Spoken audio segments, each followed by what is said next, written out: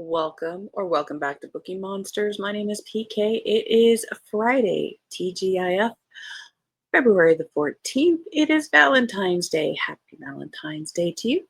Whether you are in a relationship or just with yourself, either way is just express love. Quick announcements. I don't have any sprints tonight. I don't do them on Friday night. We will have them tomorrow afternoon at 3 p.m. Eastern. They go for 5 hours. Today we are going to be looking at Freeform Friday stuff. Happy Valentine's Day, Mary. Hope everyone has a special day. Indeed, much love to you. Thank you so much for being here, for being my friend. Appreciate it. All right. Do you have any plans for the weekend? I do not, other than the usual stuff.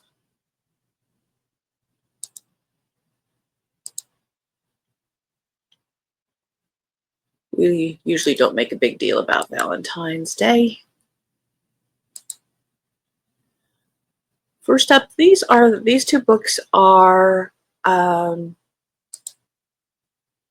those that are like more general fiction. They don't fall into the genre categories that we look at during the week. Jojo Moyes has a new one. We All Live Here.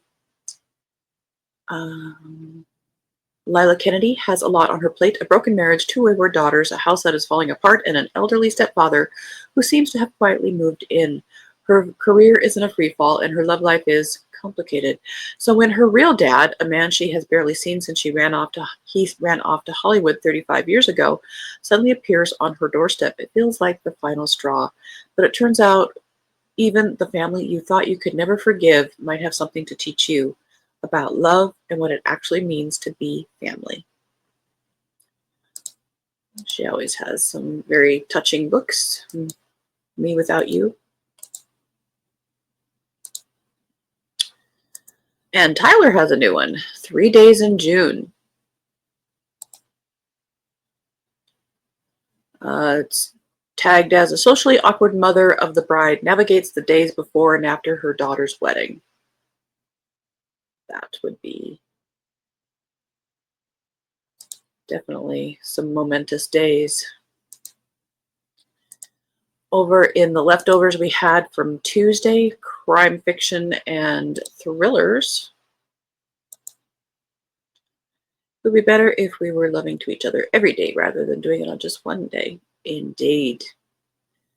But some people need to be nudged. Moyes has been writing a long time. Yeah, she has. Big hitters this morning. I know, Moyes and Ann Tyler. That's why I couldn't ignore them.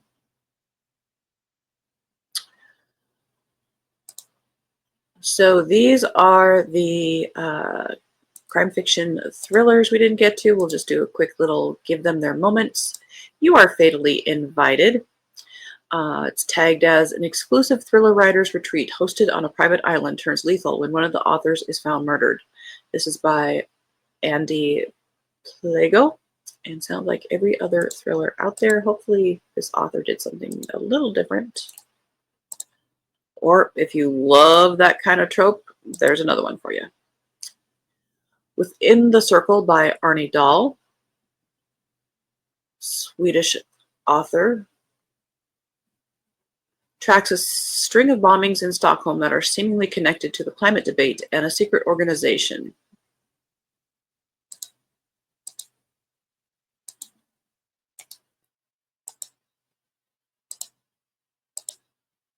We Would Never by Tova Miris maps the extremes to which a family will go in order to protect their own. No one appears more surprised than Haley Gelman when she comes under suspicion for the murder of her soon-to-be ex-husband, Jonah.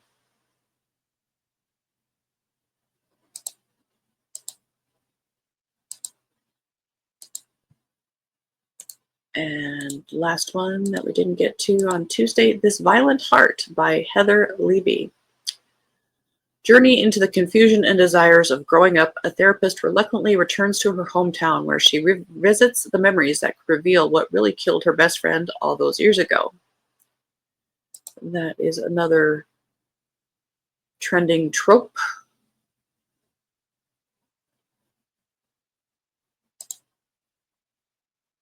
All right, now we're going to leap into the cozy mysteries that we didn't have time for. How cold is it this morning? We are 29 and way up to 43. Yesterday was 53. Crazy. As long as you are staying warm, but you're starting at 29, that's cold for there. Officially, it shows that we're at 5 above, so that's a plus. I think we're supposed to get to about 16 or 17 above, but white stuff is possibly happening. Famous perfume named Tova. That is true. Was that named after the person? Tova Borgnine? Excuse me, did she create that one? I can't remember now. But that was a higher end one, if I remember right. You have a good memory. And then there were scones by Matilda Swift, first in the Parchment Paper Mysteries. That's a pretty cover. Jessica Askew, a whirlwind of flour and frosting, is used to facing heat in the kitchen, but when she returns to her quaint English hometown as part of a TV baking contest, that's starting to get old now, she finds herself in a sticky situation. She can handle the singing cheesemonger, the local librarian's gossipy daughters, and the parade of toddlers dressed as bees, but when her scheming aunt Enriqueta, I'm sure I could say that much more smoothly, but we'll move on, steps on the scene, it's enough to make her want to throw in the tea towel. This rebel with a rolling pin is at odds with her family's literary legacy. While they've built a world of books in the quaint village of Little Quillington, she's chosen a different path and is proud of her passion. When Jessica's biggest baking rival turns up dead during the summer fete, suspicion swirls like powdered sugar. And I apologize, I did not click on it. We'll give it its moment so you can look at that pretty cover. Yes, it was. Awesome. I remembered I could use some scones this morning. I'll love to make them, but alas, no oven. That's true. Working day. We'll save that for the future.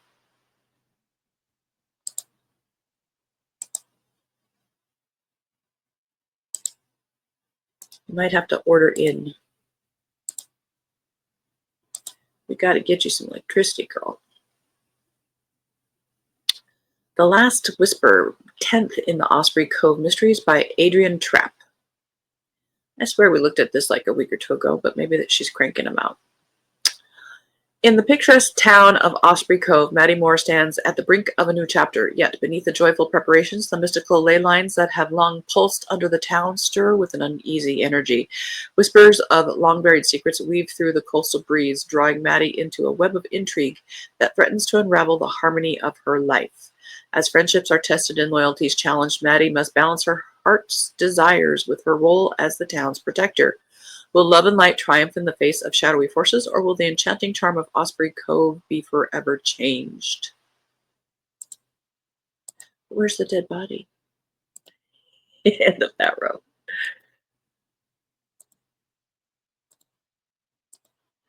Murder at the Campground by Kimberly Amato. First on Grannies on the Go Cozy Mystery Series. Those grannies, my goodness, they are just busy, busy, busy. Not liking that cover at all. Yeah. Leave it to murder to disrupt a fun vacation. After spending most of her life taking care of her family, Wendy Vale yearned for adventure. When she's hired as a Campground Association of America inspector, she grabbed her best friend, Amy Black, their two loyal animal companions, and hit the road.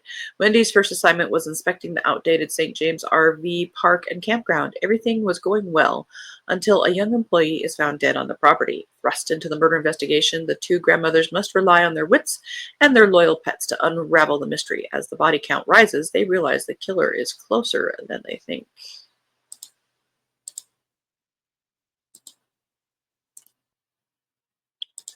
Curse Conundrum by Hazel Smith, 8th in the Maid Ivy Cozy Mystery Series. Murder investigations weren't in the job description when American Ivy Stone became head maid, but when she finds a renowned paranormal researcher stabbed to death in the laundry room, things take a sinister turn. Fan-fueled rumors of an ancient curse sweep through the hotel, spurred by eerie voices in the walls and strange events terrifying guests and staff. Determined to scrub away the lies, Ivy dives into the mystery to unmask the killer and restore her beloved hotel's pristine name.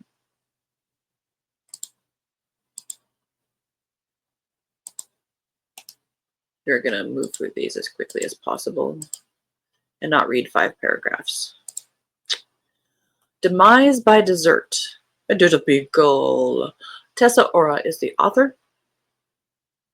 When Paolo's death goes from natural causes to murder, my trip to the beautiful Italian harbor town turns into a case of spine-chilling whodunit. I whip up confections, not conspiracies, but my scruffy, clue-sniffing beagle has different plans for us in this sun-kissed town to remove the stench of murder. Motives linger as the sous chef Enzo craves the spotlight, while Luca, the supplier, has a sour taste left behind after a heated argument.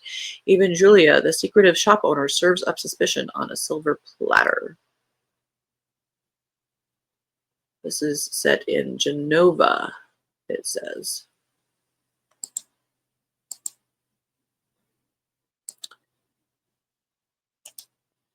Donuts to Death. Donuts and Death. By Tammy Beck. Oh, Tammy Beck has a new one. 4th in the Cassie Demarais series. Demarais? Demarais. Valentine's Day is the sweetest time of year unless someone turns up dead. Cassie is juggling heart-shaped donuts of fully booked couples baking class and her ever-growing feelings for her high school sweetheart Sam. But when her ex-husband James storms back into Harmony Bay with a shocking revelation about their divorce, Cassie's carefully crafted life starts crumbling faster than a broken cookie. As if that's not enough, the festive mood is shattered when one of her baking class attendees is found unconscious in the pantry and later dies, turning her bakery into the backdrop of a murder investigation. Well, she's darn cute, even if she is animated. End of that row.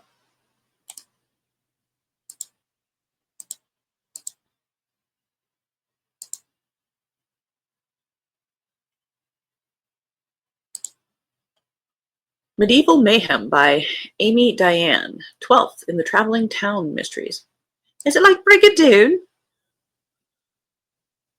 When jesting turns deadly, only the cleverest fool survives, and Keystone has no shortage of fools. Keystone Village is in the Middle Ages. Linguist Ella Barton is excited to dust off her Middle English while keeping the locals from getting too curious about the town.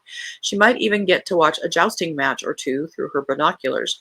But when a beloved madrigal falls ill under suspicious circumstances and one of their own is abducted across the boundary line, Ella and her merry band of misfits must do everything they can to rescue their friend, which means blending in with the medieval inhabitants.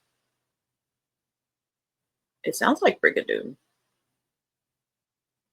Brigadoon. It's been a hot minute since I've seen that. I should probably rewatch that at some point, sooner rather than later. I love Gene Kelly. I love Van Johnson. That's a good movie. Sid Charisse has legs for forever. Yeah, I got to move that one up. Frauds on Favorite by P.J. Fitzsimmons, 2nd in the Teddy Quillfeather Mysteries. I'm trying to see where the blurberage starts and ends. Well, we'll just read the blurberage here. Fun-loving, fast-talking, fraud-flipping flapper Teddy Quillfeather is off to the races in this multi-layered, multiplier mystery of dark horses and sharp horses, dodgy jockeys, unstable stables, impossible odds, crooked bookies, and a track-wide conspiracy to deny the punter an even chance. That's more than enough to invite a counter-swindle from Teddy, but when the family paddock is implicated in race fixing, she does what she does best when the odds go against her. She raises the stakes.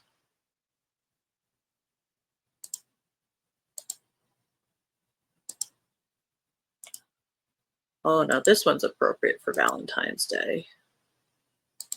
At least the cover. I'm not a big fan of white chocolate but I would try that. A Little Burglary in Bilberry by Christina Hamlet. Love may be the frosting in the wedding cake, its canvas, but in the hands of her best friend's auntie, the centerpiece of Rocky and John's elegant reception could be a confectionery disaster. Complicating the messy mix is a fatal break-in at a rival bakery, a slow-simmering jealousy, and a nemesis in London out for just desserts. Eloping never sounded like a better idea. But we'll take those confections to go.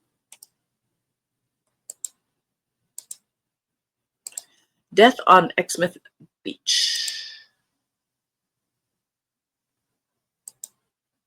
by Christine Tipper, part of Page Harper Mysteries, 4 books. When the body of a young vet's assistant, Tamsin Butler, washes up on Exmouth Beach, the police dismiss it as a tragic suicide, but her devastated family refuses to believe it and turns to amateur sleuth Page Harper for answers. Page soon learns that Tamsin's seemingly quiet life masked a dangerous secret, and her extensive equine knowledge had entangled her in the dark side of the equestrian world.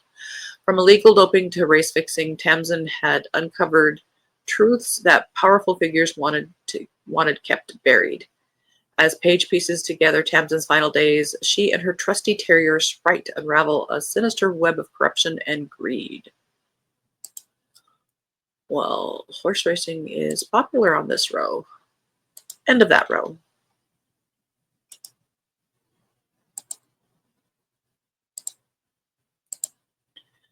The Biscuit Tin Murders, number 6, A Pinch of Salt and a Drop of Poison by Mena von Prague. 6th in this series. If there was one piece of advice Olive Crisp always followed, it was that one should never attempt to solve a crime on an empty stomach. 1970s, Cambridge, England. A poisoned pumpkin pie. When a customer drops dead in the cafe during the lunch rush, Olive is horrified. Then it's discovered that the cause of death was a slice of her pumpkin pie. Well, don't eat pumpkin pie. And when suspicion falls on her, Olive is astonished. Now solving the case has become personal. Not only does she want to solve the murder in order to explain the mystery, but also to clear her name. A cozy community. Despite protesting her innocence, only her 2 best friends, Millie and Blythe, and the devoted Hugo, are convinced she didn't do it. But everyone else blames Olive. She made the pie, she served the pie, so she must have poisoned it. She's taken in for questioning, and only Hugo's intervention that postpones her arrest. While Hugo and Olive try to solve the crime before she's arrested, Millie and Blythe are caught up with challenges of their own. And I'm sure at this point the 1970s is considered historical.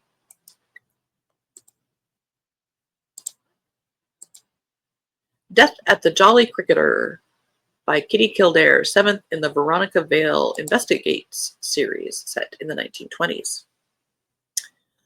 When local champion of industry and cricket fan Sir Gerald Langton is found dead in the cellar at the Jolly Cricketer after a charity cricket match, the idyllic pub is thrown into turmoil. Was it an accident, or did someone commit a terrible deed? Veronica Vale, our spirited amateur sleuth, can't ignore the signs foul play is most clearly afoot. The Jolly Cricketer becomes the center of the investigation as Veronica uncovers secrets hidden beneath the polite upper-class facade. From gossip shared over a gin fizz to rivalries on the cricket pitch, Veronica sorts friend from foe in a community where nearly everyone has a motive and almost everyone has something to hide.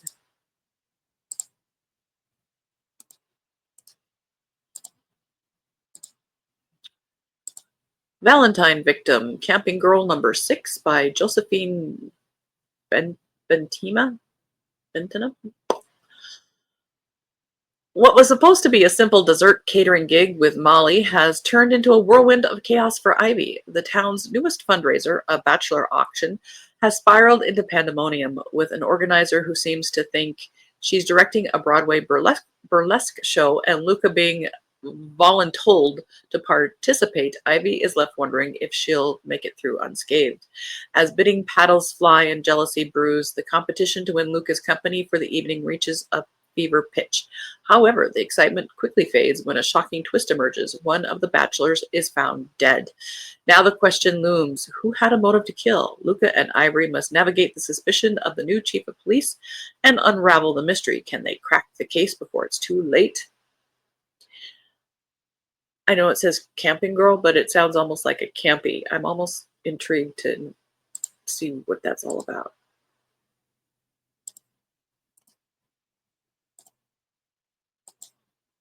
Puppies and Payback, The Case of the Pampered Pooches. Return to Citrus Beach, book number 2 by Victoria L.K. Williams and illustrated. Why do they have the illustrator? By Julie Hatton. Dive into the sun-soaked, sometimes silly, always surprising world of Citrus Beach, Florida, where graphic designer and part-time detective Emma Cassidy finds herself unraveling a mystery that's as tangled as a leash at a dog park. The grand opening of the latest and greatest Doggy Day spa ends not with a bark, but a bang, when the beloved owner is found murdered. Known for her eye for design and her nose for clues, Emma can't resist sniffing out the truth, especially when her mischievous pocket beagle, Dixie, ew, what they do that to a beagle for, digs up the first puzzling piece of evidence. From a spa rival who's more cutthroat than a pair of grooming shears to a fired employee with a bone to pick, the suspects are as plentiful as the sand on a Florida beach. And I apologize, I did not click on it. There you go. We'll give it its moment in the sun. I'm going to post the link to these Monday Cozy Mysteries. I'll leave it up. Start taking them. I'll take them down on Sunday. If you want to see what has been there, if you are a cozy reader. But that is all we have time for today. Well, we got through it all, and we are out of time.